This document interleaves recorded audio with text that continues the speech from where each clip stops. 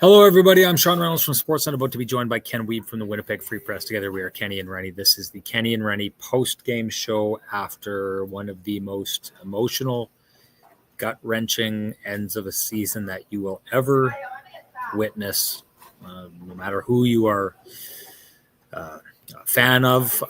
This was a tough one all the way through. Was on with Sarah and Jamie before the show, and one of the questions that was asked, clearly for people who are may not have heard the news, but a lot of the news today was about Brad Scheifele passing away, Mark Scheifele's dad.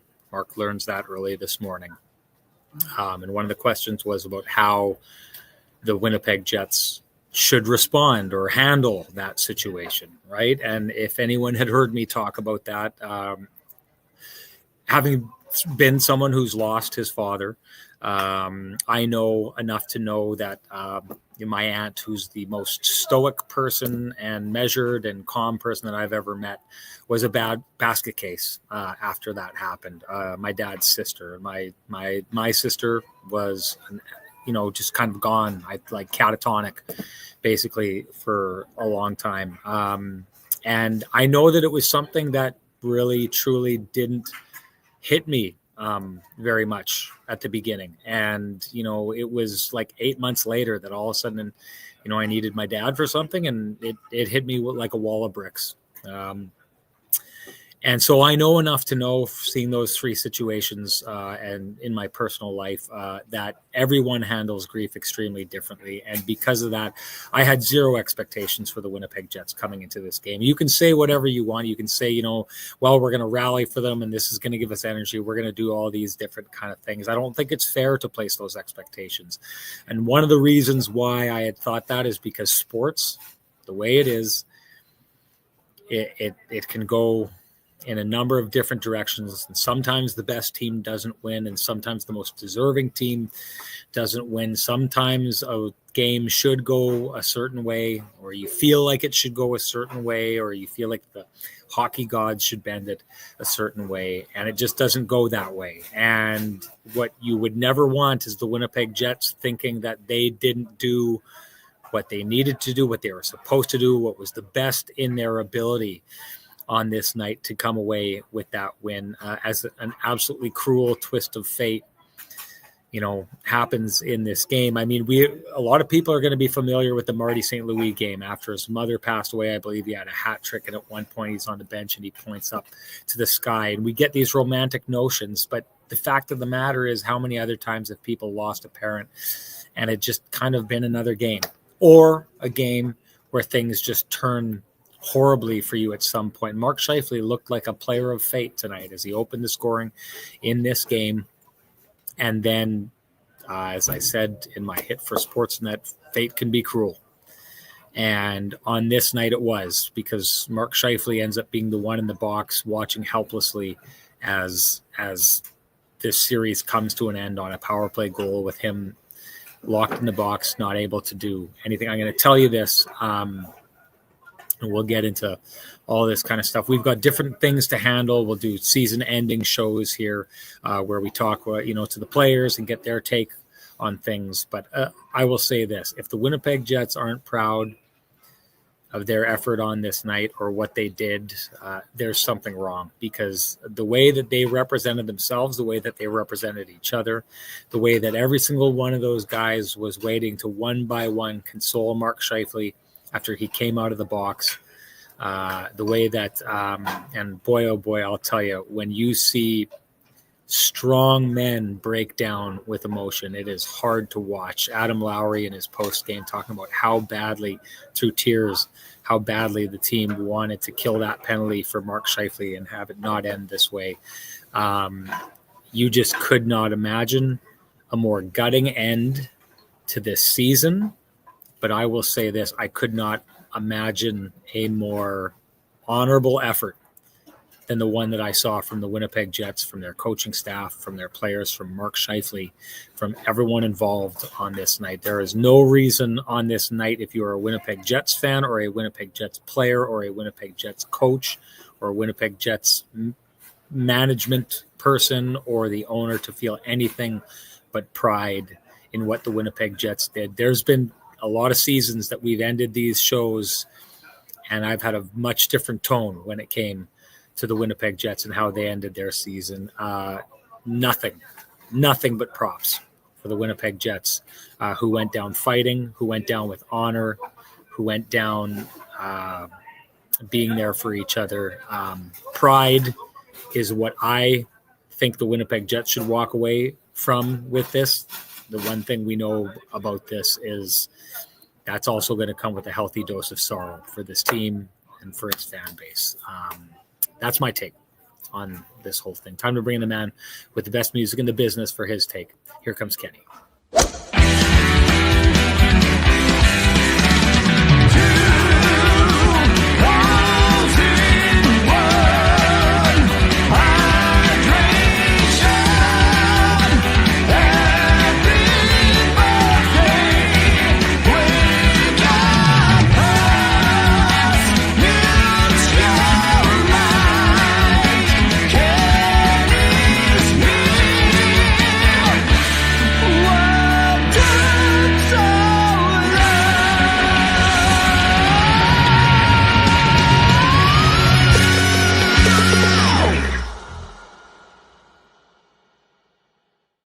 Ken, my friend, let's get right into it. This one is going to sting for a long time in the history books of the Winnipeg Jets and the many kind of sorrows that come with this. I don't think I can remember one that would sting the way this one did. What do you take away from this game? Yeah, I mean, this is the kind of day that these games are fun to cover, Sean, but we've been around the business for a long time. We're both in the having lost a parent club, and it's a lousy club to be part of outside of the support network that is tremendous. We saw that in full display. I mean, you touched on everything that the Jets themselves did, Sean, but I mean, the hockey world is a place where competitors are very, it's a tough game out there. But what we saw from the Dallas Stars is incredibly impressive to me, Sean. I mean, some people have thoughts on the handshake line, but if you've been in one of those handshake lines at whatever level of sport you played or whatever sport you're playing, there's nothing like it. To see the way that people not only shook Mark's hand, people that he knows better. There was a lot of Ontario guys that leaned in for a little bit extra. That was Tyler Seguin. That was Matt Duchesne. Jamie Benn, someone that our chat room is absolutely carving the other day for his left cross to the kisser of Mark Scheifele. Jamie Benn took, I don't know how long it was. I wasn't measuring it, but I also know what he said afterward. Ian McIntyre shared some of the thoughts that Jamie Benn had also. And I mean, these guys are competitors first and foremost, but the hockey world cares about Mark Scheifele. Jamie Benn let him know how much he appreciated him doing that. And just an incredibly classy move from Pete DeBoer, Sean. I couldn't stick around for his presser, but Pete started the his presser before taking questions to shout out Mark Scheifele for the courage that he showed in just simply suiting up. And Mark wasn't out there going through the motions in suiting up. Mark was the best player on the Jets. Just quickly, for those that didn't see the clips, and you can check them out, condolences to Mark Scheifele and his family. I consider myself a Kitchener guy. His family is from Kitchener. Just courageous what he did. I'm sure his dad would have been really proud of him and what he did. I'm sure his dad would have wanted him out there. Tough night for him and anybody in the hockey world that has been through a situation like that. So hats off to him, courageous young man. And again, you don't have to have played in the NHL to have some empathy for what Mark went through today. Just incredibly impressive what he was able to do out on the ice. He was an exceptional player, but I mean, as you mentioned, for Mark to have to be in the box when his team season came to an end, I mean, there's no more gut-wrenching feeling than that. I mean, doesn't matter where you are, but I mean, Mark did what he had to do. He had to trip Sam Steele. Sam Steele was going in on a breakaway with his team season on the line, and his stick caught between his feet, and he tripped him. I mean, Mark was trying to make something happen. Clock is winding down. He tries to take a shot through traffic. It hits Sam Steele in the shin pads. It's at the end of his shift. Steele is gone. Again, and this is not my place to be. Officials have a hard job. I mean, both you and I think that should have been a penalty shot, I think. But I also understand why the referees wouldn't want a series to end potentially on a penalty shot. So Yeah. It's definitely a penalty. There's no argument there. And, the Jets, it sort of encapsulates how the series went, Sean. And this is not to pile on the Jets, but in a series where they gave up 7 power play goals, as treacherous as a way that is to end for them, special teams are the reason the Jets are not moving on, and the Stars are going to a third consecutive Western Conference final. Jets were outscored 7-3 on the power play in this series. And when you lose 2-1 in Game 6, I mean, that's a massive factor. I mean, there's other factors. I mean, it's never just one thing, but that's a massive factor. And anyways, I'm not trying to detour off of what we're talking about. And I mean, it was a cool thing to witness. Yeah. In terms of how both teams handled this moment. I love the fact that Mark walked into the rink with Josh Morrissey.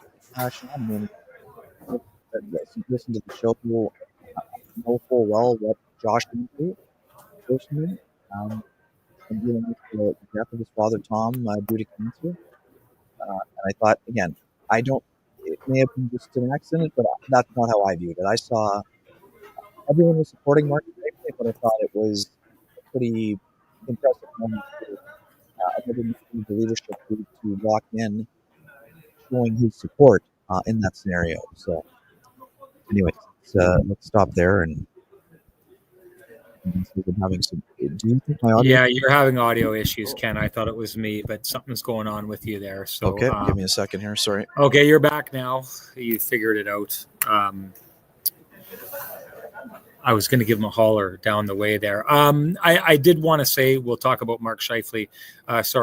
We'll get a little bit more into Scheifele. Let's just touch on Morrissey. He brought him in there. Morrissey shows up to the game with Mark Scheifele. These two are extremely close. You would imagine they would be extremely close at this time in the fact that Josh has recently lost his father, Kyle Connor. These are... Yeah. A number of players on this team who've felt this pain, who've gone through this before. They know what this is all about, but to go through it at a moment like this was just absolutely gut-wrenching. Did want to say we don't have a full-on update on Josh Morrissey. Does not sound good is basically what we were told. I believe it's a knee issue that they're looking at there. I guess we'll find out as we head into the post-season conversations. Usually they're a little bit more open with all the injuries and things that happen there. So we'll see what's going on with him. Just Ken, your touch on another game that they had to try to get by without Josh Morrissey, and how do you think it may have affected this game? Yeah, I mean, it's a blow. I mean, hey, Dallas had to play without Miro Heiskanen for the first 3 games of the series. Miro Heiskanen is a top 5 NHL defenseman, just like Josh Morrissey is 5'6", whatever number you want to call it. So sometimes you have to do that in the playoffs. But again, it's obvious the Jets, their defense core does not look the same when Josh Morrissey is not there. These guys battled as best they could and, had a pretty good effort. Another day where Neil Pionk is just under 25 minutes of ice time, 34 shifts for 24-47. Dylan Sandberg, 23-35, 31 shifts. Again, it's hard to do without your number one D-man. I thought the Jets, there were times where they spent a little bit extra time in their own zone, but I mean, that's the way it goes. But I thought that group battled really hard. And I mean, we know it's kind of more of an unheralded group, Sean. But I thought that the Jets defense core handled themselves pretty admirably in the series. To be honest, don't you? Oh my goodness. Well, I mean, you're already talking about a defense core that found its way through Game 7 Yeah, in a similar situation, and who knows what happens if they get past that penalty kill, which, to be honest, can look really, really good. And I've said this before with the Winnipeg Jets penalty kill, looks really, really good until it doesn't. hmm And then ends up being, in this one, we can break it down. But by the time this breakdown happens, there's an isolation. You want to talk about the swarm, right? Like the yep, Winnipeg Jets like to be aggressive. By the end of it, there's one player behind the net. There's Thomas Harley in front of the net. And there's one Winnipeg Jets player between the two of them who kind of gets spun around on this play, Dylan Sandberg, and ends up being used as a screen in a shot that I don't think Connor Hellebuck saw at all or really had an opportunity to save in this situation here. That's kind of, you live and you die by that when you are aggressive as the Winnipeg Jets power play is, because in order to get two guys isolated like that, three guys basically have to be out of the camera shot. And that's yep. what happens on this one here tonight. Your takeaway from that game ending goal and what you thought went wrong. Yeah, I mean, we talked about this before, and Sean, they got it clear early in the. I know, yes, the goal comes at 1:33 of the first overtime, but I mean, the Jets got a clear early in that penalty kill. Looks like they were getting close to being done. On the rim around, Dylan Sandberg just got caught in between. Sean, again, this is not blame on Dylan Sandberg, but in terms of how the play breaks down, the puck is behind the net. Tyler Seguin has it. And Sandberg got kind of caught in no man's land. He's not firm enough to Sagan to prevent the pass, and he's not close enough to prevent the one-timer from Harley. So, again, it's not his fault, but the Jets kind of got running around a little bit in zone, and then it's just one of those situations, Sean, where once a player knows he's caught in between, that next split second is just devastating, because you're too late to block the lane with the passing lane, but you're trying to do everything that you can to block the shooting lane. But the only thing that happened was that Connor Hellebuck didn't see the shot. So it's just a tough ending for the penalty kill as a whole. And also for Sandberg, who took, incredible strides this year and is showing that he can be not just a, competent second pairing or top two pairing defenseman. He showed that he's one of the best Jets defensemen on the team, and he's going to only get better, Sean, is what I see in terms of Dylan Sandberg. There's always going to be growth moments for any young player like him in terms of experience. I mean, young. I think Dylan Sandberg made exceptional strides, and I think he's going to come back even better in the summertime, after the summer. And like we've said before, I think Dylan Sandberg has played so well that he's going to work his way into the mix, at least for consideration for Team USA. And if they decide to go with two Slavin-esque defensemen, I could easily see, especially with the expanded rosters, and given the composition of the skill on the back end, I could easily see Sandberg being on the Olympic team. But I mean, for now, it's a tough ending for the Jets as a whole, and to be giving up penalty kill. Took some strides this year. I know people were definitely down on it going into the year. They were in the bottom third, worked their way into the middle of the pack, but the second, Dallas was over 30% in the playoffs. Sean, that number is too high. Yeah. I mean, the Carolina Hurricanes, I think, have given up 2 power play goals in the entire playoffs. The Jets gave up 7 in one round, and St. Louis early in their series had a lot of power play goals there also. So definitely an area they're going to keep working at. That's the thing about these Jets. They know where their issues are. They know what they need to improve. And I expect them to attack that with the same vigor they did in the offseason, and we'll look for further incremental growth in that department. First off, I just want to go to bat for Dylan Sandberg in this situation here. Yes, if you look at the way the play breaks down, he definitely and this is tricky, right? Because Kyle Connor does this all the time. When you turn your back to him, he just moves to a different spot. You think that you know where the guy is, and then you turn back and he's moved, and that's how he gets open so often. Getting into a player's blind spot is how you create in the NHL, and give credit to Seguin. Sandberg's looking at the play, and Seguin is behind, and so Sandberg thinks that he is in a position where he can defend, maybe get up to Thomas Harley if he needs to, and that he's in the lane to keep the puck from getting to Seguin, who goes in behind the net. And you can see that's why there's the reaction that Sandberg has, because he turns and sees not only does Seguin have the puck, but he has it with speed to a degree. He won't be able to catch him. So you see that quick spin that he does. Now he's in a panic looking for Thomas Harley, because he knows now he doesn't have a shot to stop to get to Seguin and kill the passes that's coming off his stick. He needs to get into the shooting lane. And that's the problem. When you go from low to high, you're jumping out from the point you're at, trying to guess the angle that the player's at. And he guesses wrong in this situation. And as he goes out to the player, so too do the eyes of Connor Hellebuck, and he screens him.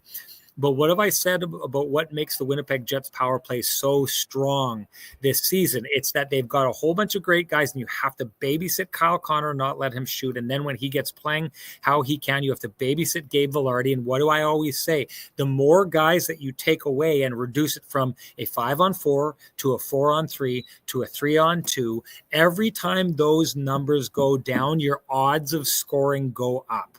And in this situation, you can say whatever you want about Dylan Sandberg, but the fact of the matter is the Winnipeg Jets breakdown and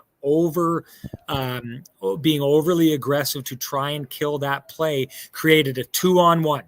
The only better scenario you can find for an odd man rush is a 1-on-0. That is it. And in that situation, Dylan Sandberg is put into a spot where, listen, people are going to look at that play and they're going to say this is a young player, doesn't quite know what to do in this situation or whatever. I'm going to tell you, I don't know how many players. Hey, put Jacob Slavin in that position. Pick your most agile defenseman, your most defensive defenseman, and put them in that situation like that. And there's that kind of breakdown creating a 2-on-1. I would suggest that that's a pretty tough play to defend. So putting this on Dylan Sandberg, who is trying to kill the play as he can and not able to do so because he's just caught in a bad spot. This is not on Dylan Sandberg. This is a complete breakdown by the entirety of the Winnipeg Jets. And listen, I'm the first one to say right now, Connor Hellebuck could not see that shot. I don't think he has a chance of stopping it. Had he found some amazing way to stop it, maybe he bails them out. Every single guy on the ice there. Connor Hellebuck wasn't able to bail. Like, if you're going to forgive Connor Hellebuck for not being able to see the puck and being put in a bad situation and not stopping it, then you've got to do the same thing with Dylan Sandberg, who was put into a bad spot and tried to defend as best as he could, but wasn't able to because of the spot that he was put in.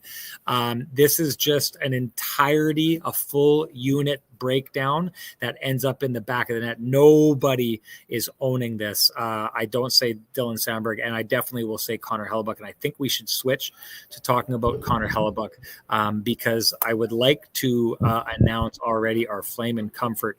Give me 1 second here. Our Flame and Comfort hot take. I just need to find this quickly. A lot more is saved than I thought was going to be saved. Okay, Tracy O says Hellebuck grew so much during these playoffs. You could see it after game 4. He'll carry that forward and be even better. I think Tracy O absolutely nails this. And because of that, she's got the KNR hot take brought to you by Flame and Comfort, Manitoba's premier supplier of fireplaces, wood stoves, inserts, and everything hearth related. After 50 years heating up your world, Flame and Comfort is soon moving. You will find it will be one of the most impressive showrooms in Western Canada. You don't need your hot takes to keep that warm feeling inside, folks. You can visit Flame and Comfort to take care of it for you. I will say this. out of this situation.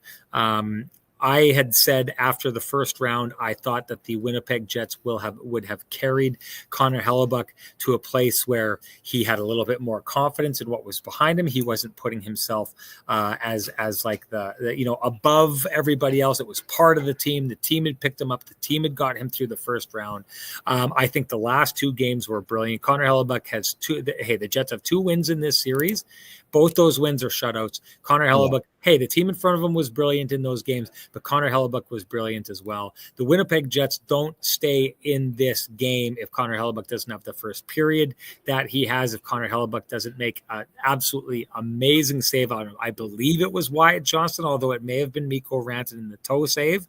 I thought it was Wyatt Johnston, and then he makes another no, that was Rantanen. So that was Rantanen. Yeah, I had that one wrong. Sorry for all the Twitter folks out there. I put the wrong player. Connor Hellebuck, I think, found another level here, and I don't put anything on him. Okay, I will say this. The first goal, I think that rebound that he gives up is just too juicy of a rebound. What it does is it puts all his defenders in a really bad spot because it's kicked out in the high slot. Now they're low, and just like Dylan Sandberg, they're low and they need to get out to try and stop that shot. So if there's an error in this game, that's the error there, that's a little bit too big of a rebound. It probably is a lesson to learn if you're Connor Hellebuck, that there really, especially in games like this, there is zero room for error. It ends up being the perfect shot. Talked about the Bermuda Triangle in our last game. That's exactly what that shot is. Near impossible shot for the goaltender to stop. So even though I walk away from this and I say Jake Ottinger was once again the better goalie in this game, it's clear Jake Ottinger was the better goaltender in this series. But I personally think that this is the best playoff version of Connor Hellebuck we saw in this series here. There's growth that's happened here. I think Tracio absolutely nails this. I think the way that he came out in the media and owned what he was doing. He came out numerous times to talk with us. I think that shows growth in character and as a person in the way that he's handling these kind of things. So I see growth in his game. I see growth as a person. I see growth in his mental strength. I think Tracio absolutely nails us. And this is something, hey, my guy, see you later.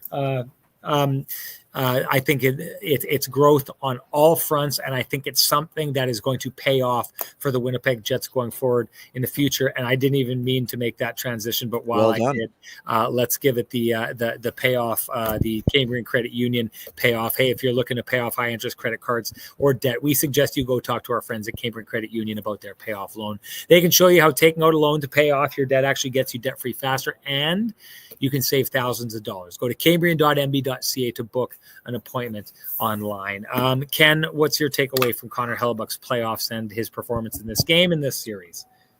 Yeah, I mean, Hellebuck needed to have his best road game of the playoffs, and he did. He was exceptional. You talked about the two of the several, great saves. The high danger chances were 6-0 in the first period, Sean. The Jets could have been down 2 or 3-0. A little bit of a sleepy start for them. Again, understandable given the circumstances. But Hellebuck was ready, and I expected him to be ready. We know that he and Mark are very close. We know that those two guys signed the identical contracts to be the faces of the franchise for the next 7 years, including this one. They'll be starting year 2 in the fall. But Hellebuck needed to take a step forward, and he did. In the last 2 road games, he was much better than he was in the previous road games of this series. All the narrative about Hellebuck, has a mental hurdle in the road playoff games. He didn't, he's not, it's 10 in a row that he's lost. The Jets didn't lose because of Connor Hellebuck, not even close. As you mentioned, the margin for error is very slim. And what we saw, the shot from Harley was not a dangerous shot necessarily, but it came from a different angle. It's one of those situations where I think it kind of caught Connor Hellebuck off guard, and that's why you saw the juicy rebound. I'm not making an excuse for him. It's one that he's got to control a little bit better, for sure. But I think that Harley caught him with a sneak attack, and then Sam Steele hammered it home. And Sean, it's a perfect shot. Nemestikov's going out there trying to block it. I don't think that he screened him in the same manner as on the overtime winner screen that Hellebuck faced, but there was some traffic in front of him again. So, Matt Duchene said it this morning, Sean. Mark Lazarus asked Matt Duchene, I was standing there with a couple other reporters. He said, given, that Hellebuck has just posted 2 shutouts at home, does it sort of raise the importance or urgency of taking advantage of him on the road here so you don't have to face him in Winnipeg in a Game 7? And Duchene was like, that's a media narrative you guys are kind of leaning into.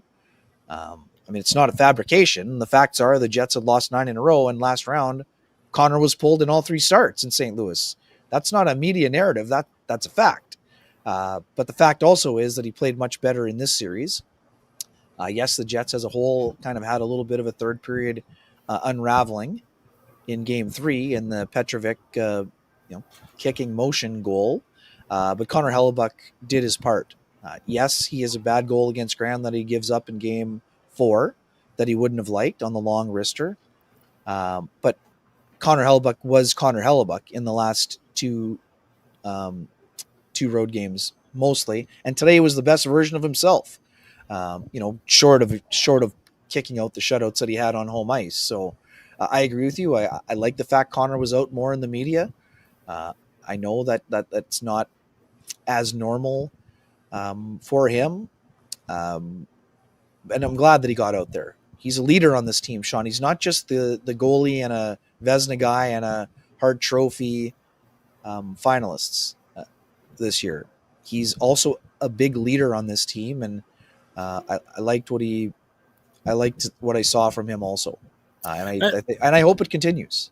I'm not sure. I think Al Von Hicks is saying, "Come on, buddies Sean, with whom? Really, you guys are buddies." I think he's saying with Connor Hellebuck. Like I would remind people here every time they want to kind of like take shots at this. Like I've taken so much heat this year for my take that Connor Hellebuck is not the MVP of the league. I took a bunch of heat for being the guy to suggest that he should be replaced by Comrie in Game 5 of their series against the St. Louis Blues. Like, open up, listen with your ears what is being said in these situations here. Like, I've said a lot of things that have put me offside with a lot of the Winnipeg Jets fan base because I say what I truly believe. I mean, the one thing I'm going to tell you is nothing that I ever tell you on this is conditioned. If you think that I enjoy having people sending me threatening texts and angry all the time because I'll say things like the last game where I said, and I mean, boy, how terrible do I feel saying something like that after what happened with Mark Scheifele, but saying I didn't like how easily Mark Scheifele went down to the Jamie Benn punch in that last game. And I thought that he should have like stood up through it and all those kind of things. Like if there's one thing that you don't need to worry about, it's me pulling punches on the things that I say. If I'm telling you right now that I think Connor Hellebuck had a bounce back series, now, do I think that he was, I mean, you just heard me say this beforehand. He was the second best goaltender in this game. He was the second best goaltender in this series. But if I'm telling you that I think that he's taking steps forward, take it to the bank. That's what I think. I don't pull punches in situations like this. I'm not afraid to speak my mind. I don't think I'm providing you with anything unless I'm providing you with honest, true to form analysis. So you can quit with the questions and the side digs and are you friends with guys? Like, you don't like it? Hey, you take your opinion and you run with your opinion. You don't have to be upset about mine. But the one thing I'll guarantee you is the opinion that you're going to get from me is my honest, true to form opinion. Ken, just wanted to say you're okay, well, there you go. Ken dovetails into it with the pristine roofing wake-up call territory there. That means, you know what that means. It's time to give North End Rick the pristine roofing wake-up call at 204-981-6289. He's the guy you want at your place taking a look at all your roofing, siding, and exterior needs. You can also call Pristine Roofing directly at 204-237-7663. Give your home the pristine roofing and siding wake-up call. You will be glad and happy that you did. I also wanted to say, Ken, you're looking pretty dapper. There is that wine burgundy colored shirt. Is that what that would be? It's Maroon where I come from, Ken Sean. The Burgundy. home Look at you, home of the home of Altona the Maroons, Maroons. buddy. Come There on, you go. I'm going to call it Burgundy just to you piss off can. all the people in Altona Oh, good because job. that's what I like to do on this podcast. Great Burgundy suit. Looks like $1 million. And of course it is because you went on down to Vittorio Rossi to get taken care of, just like I did. Hey, if you guys want to look great in a burgundy suit, you know what to do. Head on down to Vittorio Rossi on Corden Avenue. Walk in loudly, proclaim Kenny and Renny sent you. Ask for Frankie and the boys, and they will do you up right. I wanted to get into this. Someone had said, made a comment. I don't think I started, but about Cole Perfetti. Thought that he got a little bit too quiet in this series. I would have to agree with that after the impact that he had. And hey, let's all be honest with ourselves. The Winnipeg Jets aren't here, and we're not talking about a second round series if it's not for Cole Perfetti. Yep. Cole Perfetti put his mark on these playoffs, but when players stop putting their mark on the playoffs, those teams quite often do not end up continuing on in the playoffs. And in a series as close as this one was, a couple of those goals by Cole Perfetti would have been pretty helpful. What do you think happened to the second line scoring in this series outside of Nikolai Ehlers, who did his goal scoring, or at least one of his goals on the power play? Yeah, I mean, you know what I told you before the game, Sean. I mean, we knew that Pete DeBoer was going to try to get Rope Hintz away from Adam Lowry as much as he could, and that meant Adam Lowry was going to be going against somebody else, but it also meant that Vladislav Nemeskov's line needed to come through. And Nemeskov, great goal. It was a power play goal in Game 4. Cole Perfetti got himself on the board with an empty net assist. But Sean, how many times in the last 3 months have we said that Cole Perfetti has graduated from secondary complementary scorer to primary point producer? So when you're a primary point producer and your only offense in the series is an empty net assist in 6 games, that's not enough. I mean, again, I love the way that Cole played incredibly hard, physical, involved, all of those things. But the offense wasn't there for him. It wasn't there for Nemestikov as often as it needed to be. We talked about this. Nemestikov had 1 shot through 4 games. That's not enough. He had a huge goal in Game 5. That line, Sean, was also on the ice for the Sam Steele goal tonight. So they were on for the only 5-on-5 goal against in the game. So again, this is not blame pointing. It is it's a reminder that, growth is not linear. Perfetti had an incredible emotional moment. And like you said, what he did in that game, exceptional. Power play goal, absolutely one of the prettiest redirects you're going to see. His ability to score with 2.2 seconds left, which was originally 1.6, and it made its way onto T-shirts, incredible. But Sean, I'm going to use an example from 2018, and I get it. Some people are sick of talking about 2018. It was a long time ago. I get it. Remember, Sean, Paul Stastny, I believe, had the game-winning goal in Game 7 against the Nashville Predators in the second round as a veteran player. He was quiet in the third round against Vegas. So this is not to say that it's abnormal for a player to go from a Rocky Mountain high in terms of emotional moments to sort of, kind of calming down in the next round. So that's what I'm going to say. And I mean, Paul Stastny is a darn good player who did a lot of great things during his NHL career. And he had Jets don't beat Nashville in 7 without Paul Stastny, but he also quieted down in the next round. And that's sort of similar to what I saw with Perfetti, but I loved the ancillary parts of his game. I liked how involved he was. I liked his style of play. I liked that he went with the hard areas, And, this is going to be an incredible moment of growth for Perfetti. And Sean, let's not forget that this entire deal for Perfetti started with a contract stalemate. He was not at training camp out of the gate. I think it took him a while to get going.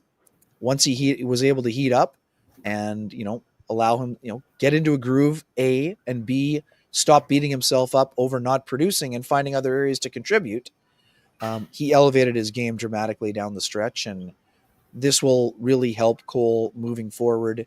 And again, there's a good chance that we're not going to dig as deep into this, but we're also not going to ignore the fact that Nikolai Ehlers, if he does not return, if he does not return as an unrestricted free agent, Cole Perfetti will be moving on to the top power play. And that will be good news for his production, and it'll be good news for his puck touches, and it will be good news for his development. Again, I'm not here advocating for Ehlers to be gone, and I'm not saying the Jets are better off without Nikolai Ehlers, because that's a massive hole for them to fill. And for all the people that sent me notes, and for people in the chat room that said Ehlers was not going to produce in the playoffs, that takes on a kind of it looks like kind of sour milk. That aged like sour milk. That take 5 goals in one series. That was impressive from Ehlers. Could he have done more? Sure, but Nikolai Ehlers did his part. Was it unfortunate for him that he got hurt late in the year, kind of, disrupting his rhythm, getting hurt in game 80 after blocking that shot against Vegas from Nick Hague? Of course it did, because Ehlers was flying before he got hurt, Sean. Right. A healthy Ehlers, or a fully healthy Ehlers in this series, could have been a difference maker, but he already made a difference. The Jets. Sorry, I went meandered off that second. Let me hop in here. Let me hop in here, okay? So we're going to address the Vladislav Nemestikov thing in the season ender, okay? Because we're going to do like a more global picture of where things. I know some people are talking about the $5 million in cap space that was left behind. I know people are going to want to talk about the trade deadline. We'll get to that. Vladislav Nemestikov as a second line producer, they needed more from him in this series, no doubt. Nikolai Ehlers popped in some good spots, but that second line did kind of disappear. I'm glad you brought up the power play, Ken, and Cole Perfetti, because I do think one of the things that seemed to get him going was as there were injuries on the power play and he got moved further up the lineup, that worked for him. So here's something to keep in mind. I've talked about this before. This is a lesson I learned way back in, I forget what season it was, Ken, 2002 or 2003 or something like that, when the Colorado Avalanche went out and on top of all the high-end players that they had, they added Teemu Selanne and Paul Kariya, right? And you were thinking, well, No one is stopping this team this year. And then it did not work. And one of the things that you learn from that is good players need to be able to play in a rhythm. They need to be able to play a certain amount of time. And so you've seen it before. You take a look at Alex Iafallo, and one of the reasons he stayed in Winnipeg is because he gets to stay and be part of, the fourth line, but also sometimes he's on the secondary power play unit, and sometimes he's the first guy over the bench when you're penalty killing. He gets that rhythm, right? Clearly the rhythm of having Cole Perfetti on that first power play and being a little bit more responsible, and being the guy on the ice when it mattered most, when Mark Scheifele is out and he's out there, like when they needed something done, when they're looking for their biggest players in their biggest moments, Cole Perfetti showed up. Cole Perfetti didn't have that opportunity a lot in this second round. And so here's the deal with Cole Perfetti, or here's the deal with the Winnipeg Jets. They're going to either have to find a way to get Cole Perfetti into those situations more often. To your point, maybe if Nikolai Ehlers decides that he's stepping away from the Winnipeg Jets, that's the obvious spot that you move him into right there. And maybe that solves the problem right off the bat.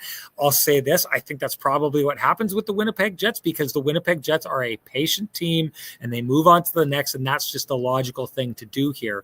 But there's a learning lesson in this as well. Cole Perfetti, what opportunities you were provided in the playoffs are the opportunities that you were provided.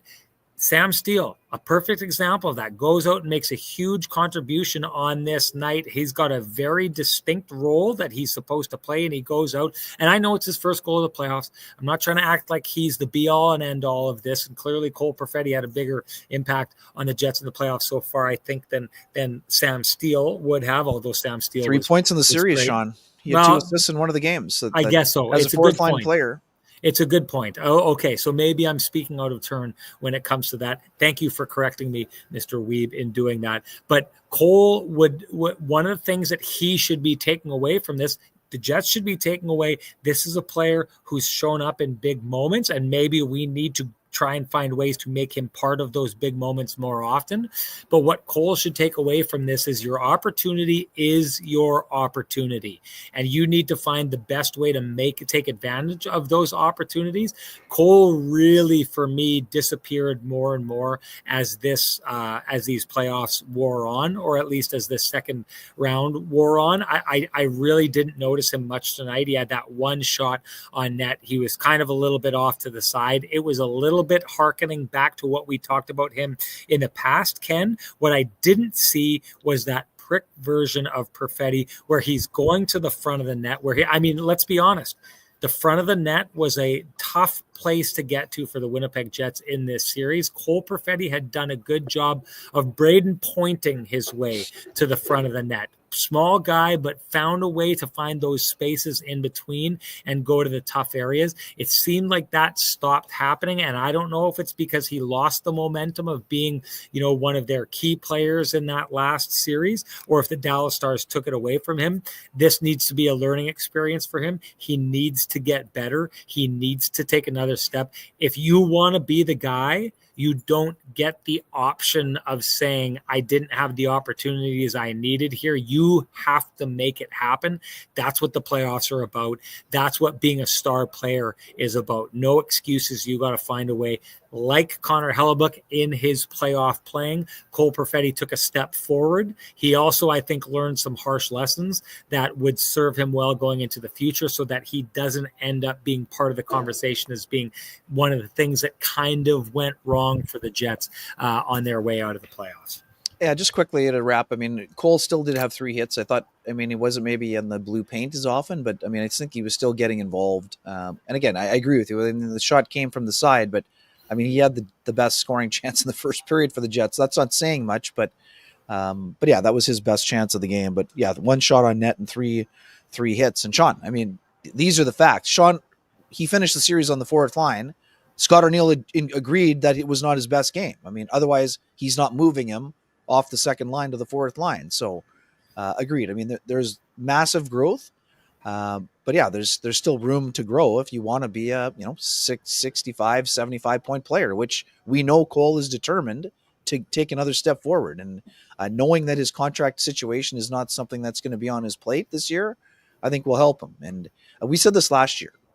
As much as it sucked for Cole Perfetti to be a healthy scratch down the stretch and in 4 of the 5 playoff games, the fact Cole Perfetti's summer training started in early April last year allowed him to improve his skating, get stronger, get his body ready to play in all 82 regular season games for the first time in his career, to not have any injuries during this year. So while, of course, Cole Perfetti would prefer to be advancing to the Western Conference Final, Cole's going to have another fairly long summer of training in Toronto to take the next steps in his progression, and I think he'll take full advantage of that. I think people have seen me get emotional on this podcast enough to know that when it comes to that kind of stuff, I'm a little bit I'm a softie, no doubt about it. I got to say, I was fighting back the tears after I asked Adam Lowry the question about Mark Scheifele and what he wanted to show him or needed to show him when he came out of the box like that. And Adam Lowry was there to kind of, be there for him and to get him out of the handshake line, and just how badly he wanted to kill that penalty for Mark Scheifele in that situation. I thought there was a really great moment after the Jets won Game 7 in the last round on the TNT broadcast where Rick Bowness was on. And Rick Bowness said that the Winnipeg Jets are Adam Lowry. The reason they're having the success now is because they are building themselves and as men adapting themselves in the image of Adam Lowry. I think that is a really insightful comment. I think that when you hear about how much this team loves each other and how much they want to be there for each other, I think that is also done in the image of Adam Lowry. And I just wanted your take, Ken, on how you think Adam Lowry handled himself through the Mark Scheifele stuff today, through the team, through everything. Your time to weigh in on the leader that is Adam Lowry. Yeah, exceptional. Adam took a very prominent role on what was, the most emotional day in franchise history in a long time. And he handled it the way that he's handled pretty much everything since he's taken over as captain of this hockey team. I thought his words on Brad Scheifele this morning about his gregarious nature, positivity, all of those things were heartfelt and touching, and not surprising. I'm not surprised that Adam handled it with the level of class and care and emotion that we saw.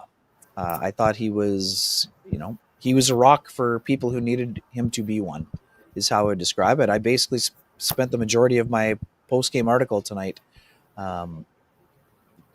laying out the scene on how Adam Lowry handled everything, how he dragged Mark out of the penalty box, how he waited to give him a stick tap on the shin pads on his way out. I mean, the video of Mark, dropping his head and going down the Zamboni door is something that that's gonna be lasered in on your memory bank as someone who was in the building and as someone who maybe watched it on TV. But Adam Lowry at the podium, getting as emotional as he did, it's gut wrenching for him. And I mean, we talked all day about the perspective and what a personal loss like this can show people, but at the same time, that was their priority. But it also, the other part that Adam Lowry was dealing with at the podium in real time in front of all of us, Sean, was the fact his team got knocked out of the playoffs.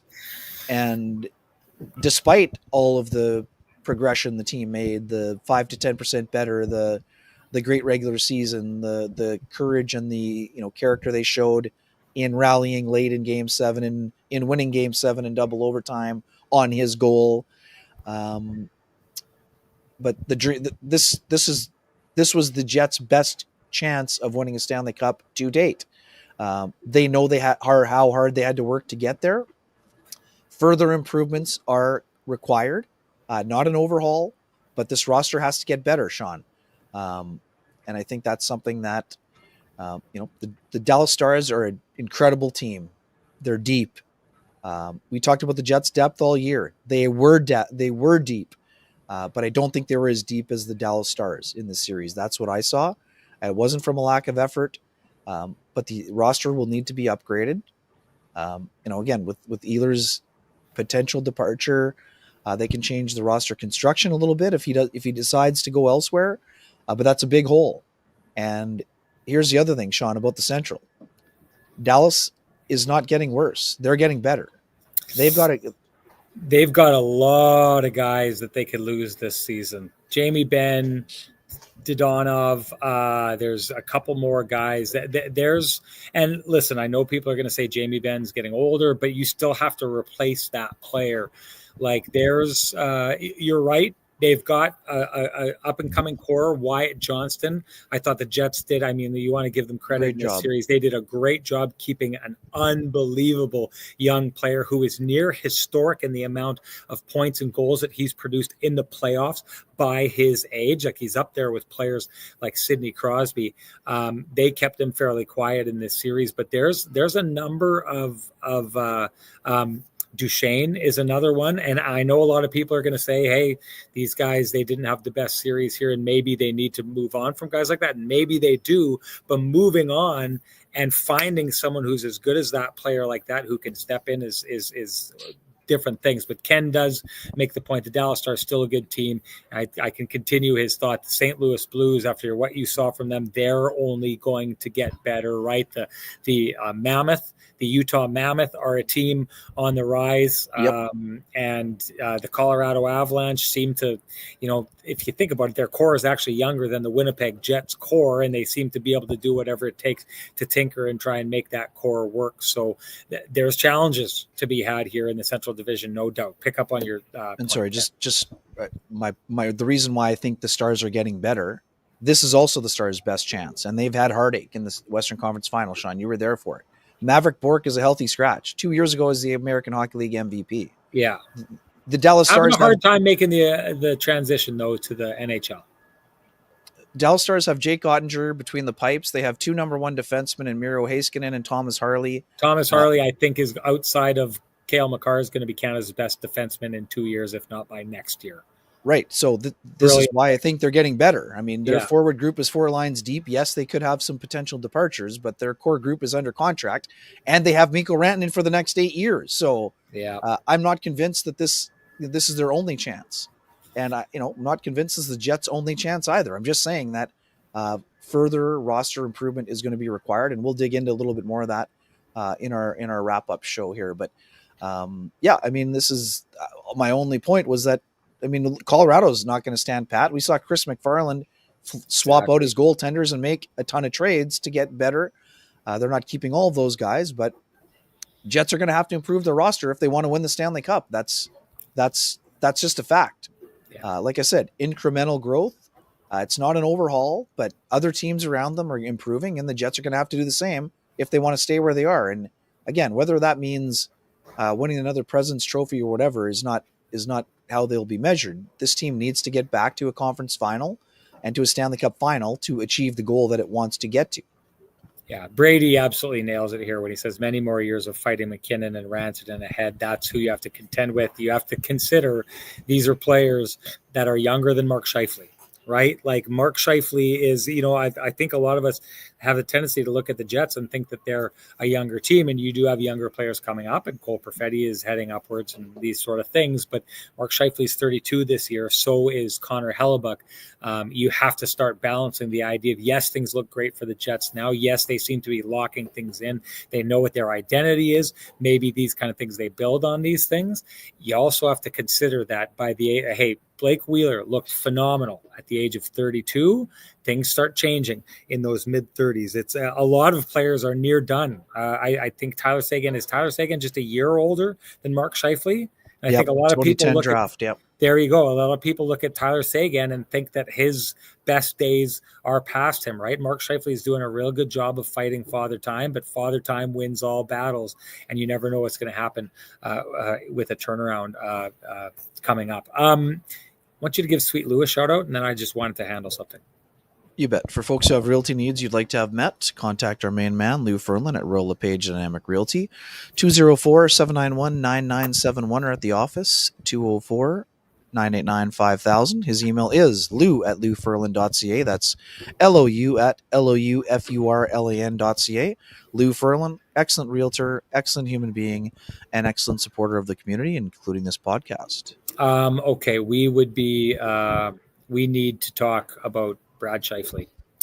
Just experiences that we've had. I'll go first, Ken, because some of our audience will have checked in with me earlier on today, because I do believe you knew him better than I did.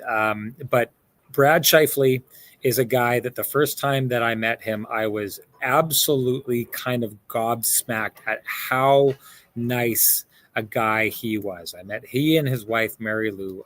It was an assignment that I had to do during a Hockey Night in Canada game where I would interview them live in the middle of at some point in the intermission heading into the game, and just the nicest people going, speaking to you by name, talking to you about specific things they'd watched you on, seen you on air.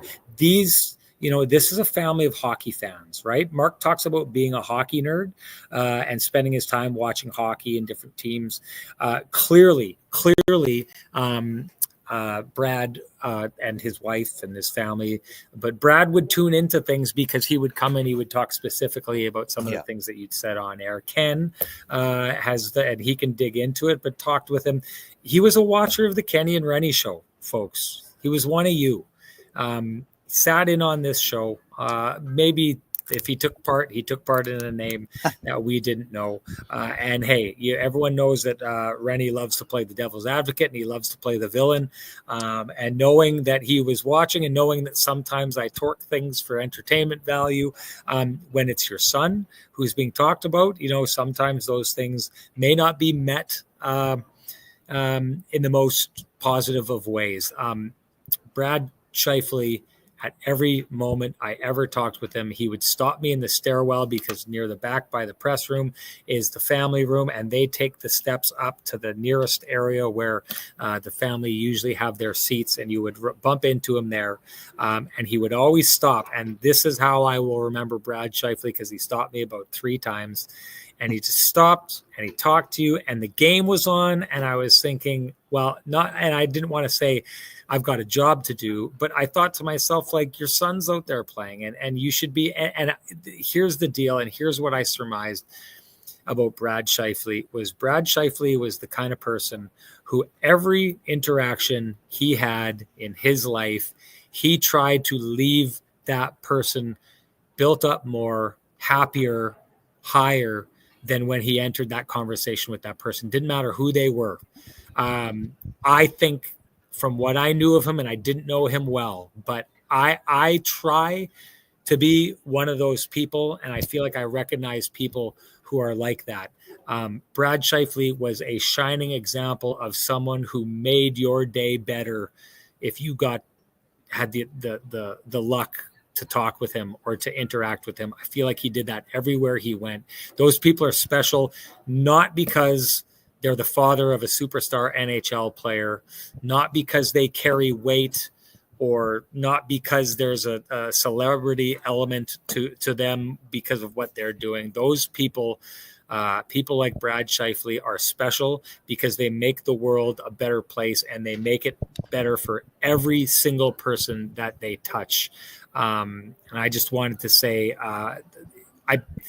like I said, I probably met him 5 times, and I just absolutely adored the guy.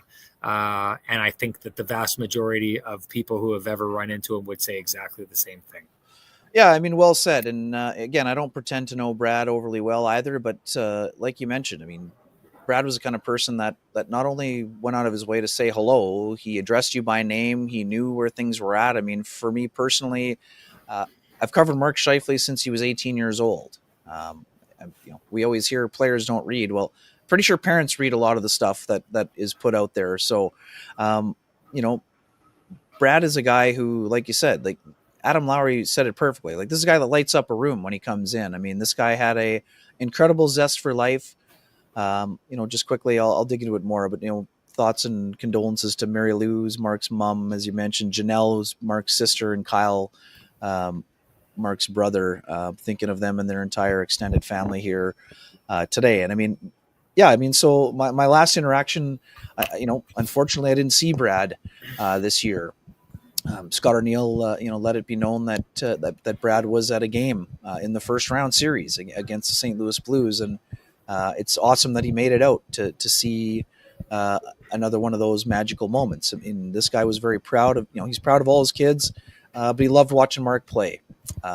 We saw that enthusiasm that Mark had as an 18-year-old when he was drafted in the NHL jersey inside Xcel Energy Center in St. Paul. I mean, you can tell he's been raised by great parents, and Brad's the kind of guy that he was a warm person. And Sean, people who know me know one of my phrases is that guy's a good human, and yeah, I think that Brad kind of embodies all, like we talked about, Adam Lowry embodying the leadership and the principles and core values of the Jets organization, in the words of Rick Bowness. And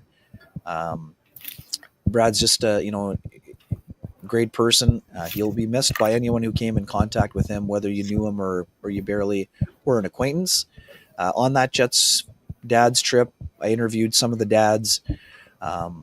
Brad's in there, like you said, like this is not a parent hierarchy. Brad's the guy shaking hands with everybody, wanting to make sure everybody feels included in the deal. And just like I said, a good human, and he'll be missed by many. And we're thankful for the interactions we had with him. Yeah, rest easy, Brad Scheifele, and our condolences from Kenny and Renny to Mark, Mary Lou, and the rest of the family. Ken, Johnston Group got you covered play of the game. If you're okay with it, I would like to just hand it to the Winnipeg Jets as a team for the way that they had Mark Scheifele's back and had him covered coming out of that box, the way one by one individually they went to console him. That to me was just such a moment of friendship and professionalism. It was something to witness, something that I think should make Winnipeg Jets fans proud of that team. That's the got you covered play of the game for me. And hey, do you run a small business in Canada? Look to Canada's #1 employee benefits plan, Chambers Plan, to give you a competitive edge. Chambers Plan is the simple, stable, smart choice for over 30,000 businesses countrywide. Visit chamberplan.ca to learn more. Ken, that brings us to our keg save of the game. What did you have? Yeah, I think, I mean, again, I guess we got an hour and 4 into it. I got to go with the Ottinger save on Mason Appleton. Hellebuck, honorable mention on the 2 great saves we talked about earlier. The Rantanen net drive to the far post. This wasn't one where Mikko missed his chance to stuff it. Connor Hellebuck kicked out the right leg. And the save on Granlund with 2:30 to go, Sean, is high-level ridiculousness. The rebound is laying there. Connor is down on the ground, and he kicks out the left leg and makes a tremendous save. But, I mean, these are the facts. I mean, the Jets had a odd man rush. Kyle Connor got the pass to Adam Lowry. Lowry found Mason Appleton, and Mason Appleton is going to be seeing that chance in his sleep. Again, it's a great save by Ottinger. There was some net there, and again, it's a way easier chance on your couch or in the press box, but you could tell by Mason's reaction that he didn't get all of it, and he had a fair amount of net to get it too. But that doesn't prevent the fact that Ottinger dove across and got his glove on. His stick was there, but got his glove on it. And if that goes in, I think there's a pretty good chance there's a Game 7 on Monday night that we're covering. And again, this is not the blame game or anything else, but that was the Jets' best chance to take the lead and win the game in regulation, and they couldn't convert it. So I'm going to go with the Ottinger save. I'm going to say this. People have been pointing it out that that shot may have actually missed the far post. So Ottinger, I actually thought was one of those situations where I had thought if it was going to go through that, I thought he was lucky that it hit his gloves and hit his pad in a way that it went out, not into the net. I thought it was going to be one of those ones where it was maybe going wide and he redirected it into the net. So in the past, I've not given Hellebuck a save of the game because of something like that. And if anything, I've got to be consistent. So for me, it's the Rantanen save. It's a true to form save. There's no question whether or not that was going to miss the net or anything like that. You are talking about the guy who's on the hottest streak we have seen in the playoffs for decades, in a prime scoring spot and beating the goaltender, catching the goaltender going the wrong way. That is a killer save. So for me, it's the Connor Hellebuck save on Mikko Rantanen. It doesn't matter what we think, though. Share with us your hashtag, the keg save of the game. You are automatically entered to win a $50 gift certificate usable at any of the 3 fine keg locations here in the city of Winnipeg, each location finer than the last. And our winner of the keg save of the game from our last show, that would be Stu Smith. Stu, you know what to do. I believe he messaged me earlier today. Message me again. Direct message me at SN Sean Reynolds. Send me your name, Stu. Send me your email. I will have the fine folks at the keg send you a $50 gift certificate usable at any of the 3 fine keg locations here in the city of Winnipeg, each location finer than the last. And just so people know, there will be one more. We are handing out the keg save of the game from the last show, Game 5. Game 6 will be handed out in the first of, we're either going to have 1 or 2, however many days they have to break down the Jets season. Sometimes they do players one day, sometimes they do management the next day. So we'll do a show for each of the days that they do, but we will announce the winner of Game 6 in that show. So there will be a winner handed out from tonight and all the comments that are being made. So get your comments in. I would also just say this. I sure hope everybody appreciates the contribution made by the keg, giving out $50 gift certificates every single game this season, spoiling our audience. We're so proud to be represented by the keg here, and that they spoil our audience the way they do. We hope you do too. if you've got anything to head out, whether it's for dessert, whether it's for drinks, whether for it's some, an absolutely amazing steak dinner, we sure hope that everyone out there is trying to find their way to get down to the Keg. Make sure you tell them Kenny and Renny sent you, but we are just so proud for the involvement they've had with the Kenny and Renny show, and want to just thank them to make sure they understand what a huge gift it is that they hand out to our audience. We hope you understand it as well, folks. That brings us to the TCB lamplighter. Ken, what do you got?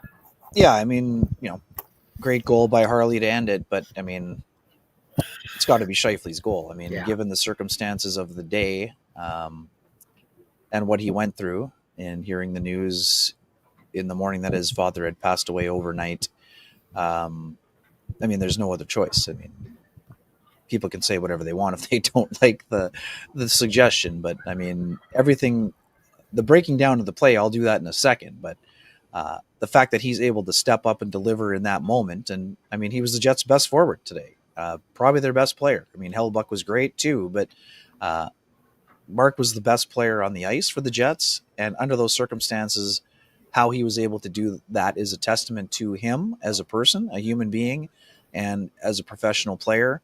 One of these smart things, people can say, oh, wow, easy goal, rebound landed right on his stick. Well, Mark found a way to get wide open in a place that had been unavailable for almost every portion of the series.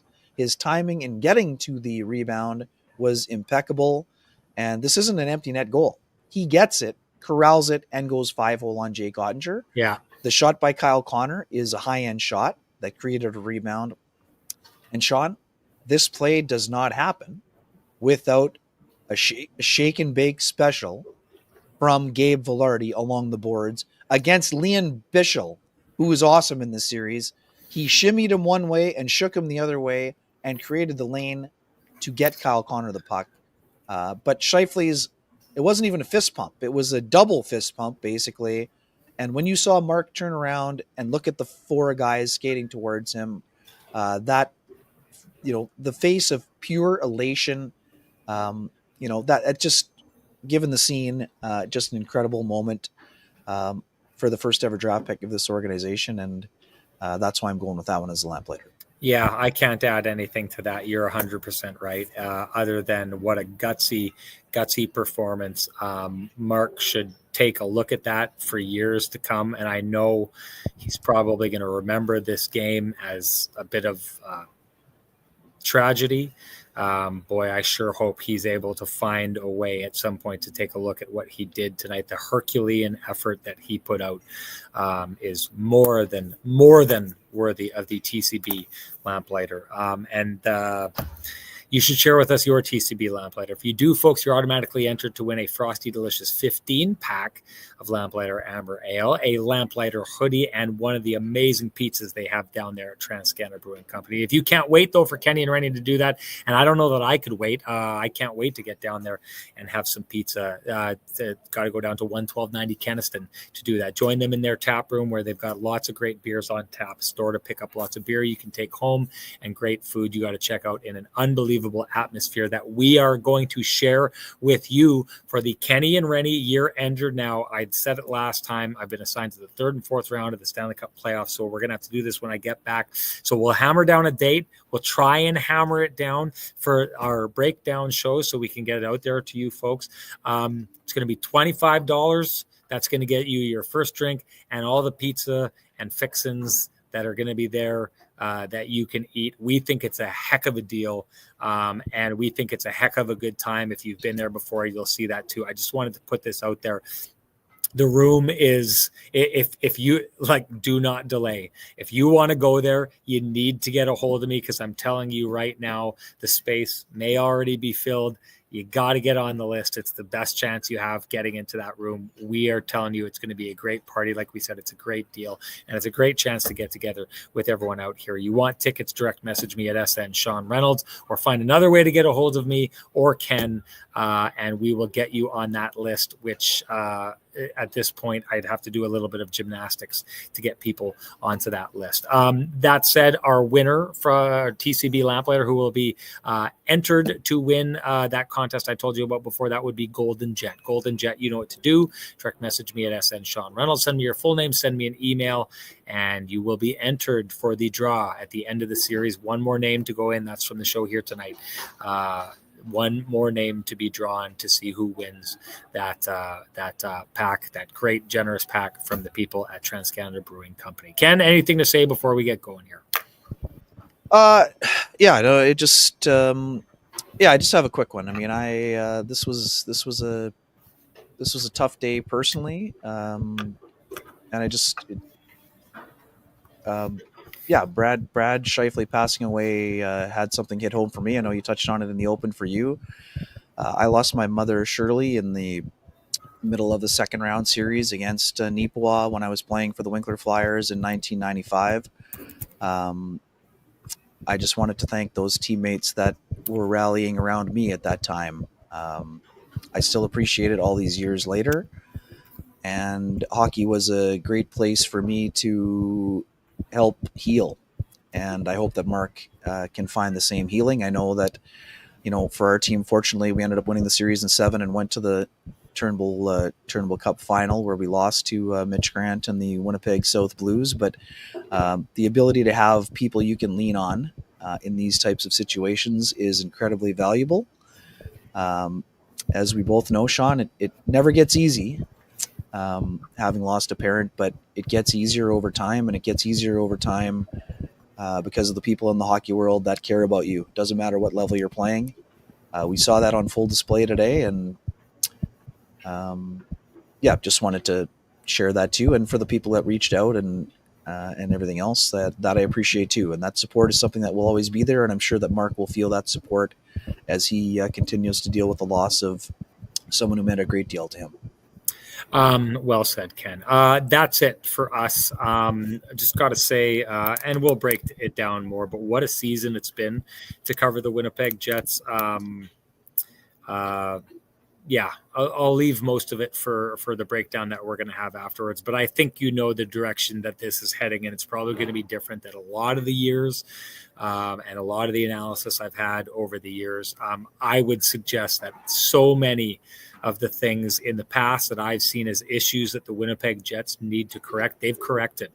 And we'll get into that and we'll break that down. But I walk away from this and I see this night, and I think on a night like tonight, where, the mistakes are one blocked shot going the other way turns into a penalty that ends up in the back of the net. One bad rebound ends up in the back of the net, and that's your season here as you battle and try to get better. I mean, the Jets got better on the road, something that was a problem.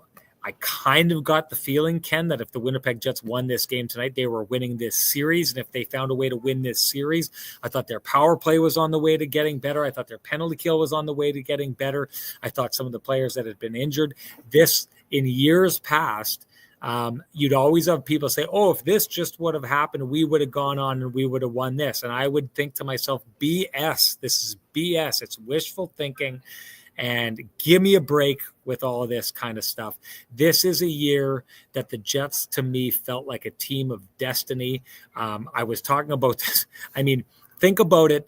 I always, and I'm glad I talked about it early in the season. I talked about the hockey gods over and over again. Mark Shifley had 5 goals in this playoffs. It's 4 before tonight. 3 of them went in off of someone else's stick, and ended up in the back of the net.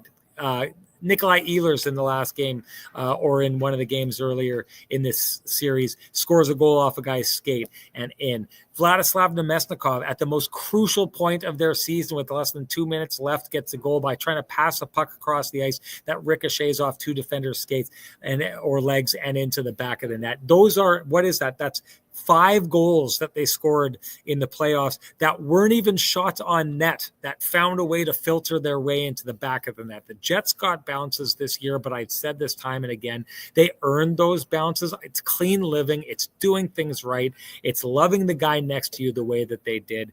It was a pleasure to cover a team that you get to look at and marvel at the way. Stu Smith. And I mean, these are some of the good things the hockey gods send your way. Stu Smith says $30,000 raised for Mark's charity. Amazing. That number is going to go up. But to be able to cover a team where you look at it and you think all those things in the past that we've called for, the Jets have turned themselves into, the amount of work that's been done by the Winnipeg Jets over the last couple of years to turn what I thought were a lot of their weakness over the years into their biggest strengths. It was amazing to cover a year in which that happened. It was also amazing to have you all along for the ride. We're not quite done yet. Like we said, we're going to be doing the postseason breakdown after the players talk, after the coaches, and after the GM talks. We'd love you to join us then. But we just want to say this is so much fun for Ken and I to do this because you're all along for the ride and you're the ones that make it so much fun. So we appreciate you.